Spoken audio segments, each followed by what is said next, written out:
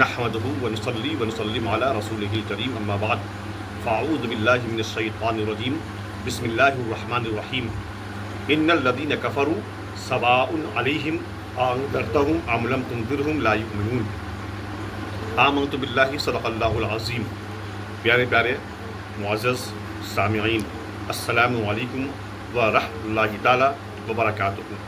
اس سے قبل میں نے ایک ویڈیو بنایا تھا جس پر میں نے بیان کیا تھا الف لام میم سے لے کر کے مفلحون تک، میں نے اس کا ترجمہ بھی کیا تھا اور اجمالاً میں نے اس پر کچھ بیان بھی کیا تھا۔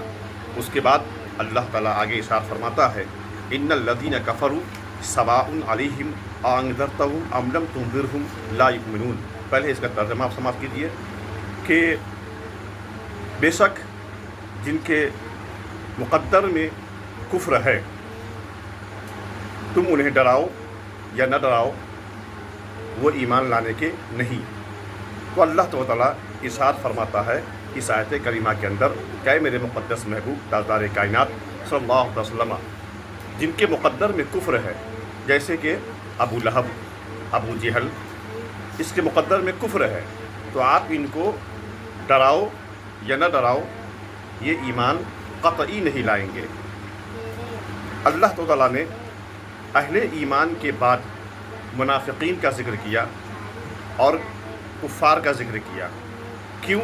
اس کی وجہ یہ ہے کہ جس طریقے سے ٹھنڈک کی پہچان گرمی سے ہوتی ہے، اس طریقے سے دن کی پہچان رات سے ہوتی ہے، اچھائی کی پہچان برائی سے ہوتی ہے، اس طریقے سے ایمان کی پہچان کفر سے ہوتی ہے۔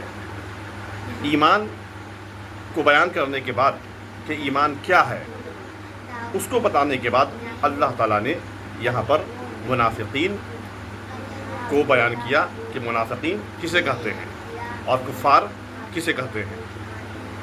جن کے مقدر میں کفر ہے وہ ایمان قطعی نہیں لائیں گے۔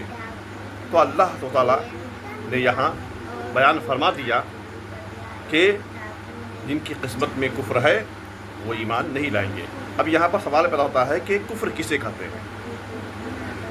تو پیارے پیارے سامعین، آئیے میں آپ کو بتاؤں کہ کفر کسے کہتے ہیں۔ ضروریات دین میں سے کسی چیز کا انکار یا تحقیر و استہزاء کرنا کفر کہلاتا ہے۔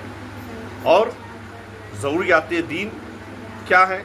اسلام کے وہ احکام جن کو ہر خاص و عام جانتے ہوں، جیسے اللہ تعالیٰ کو ایک ماننا، یہ ضروریات دین میں سے ہیں۔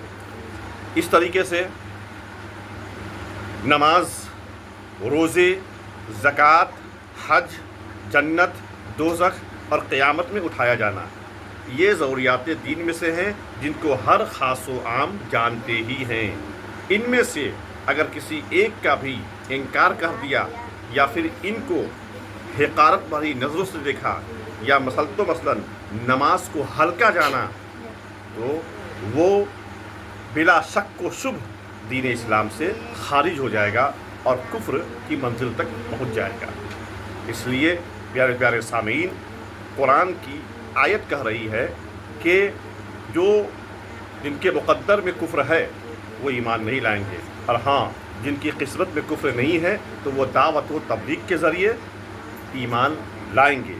اللہ تعالیٰ کی طرف سے انہیں ضرور ہدایت ملے گی۔ اس لیے ہمیں چاہیے کہ ہم دین اسلام کی تبلیغ کرتے رہیں، تبلیغ کرنا ہم بالکل نہ چھوڑیں، بلکہ اسلام کے احکامات کو ہم عام کرنے کی کوشش کریں۔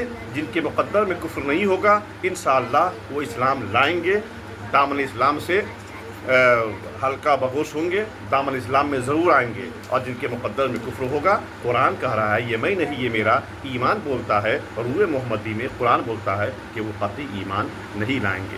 وما علینا الا البلاغ۔ السلام علیکم۔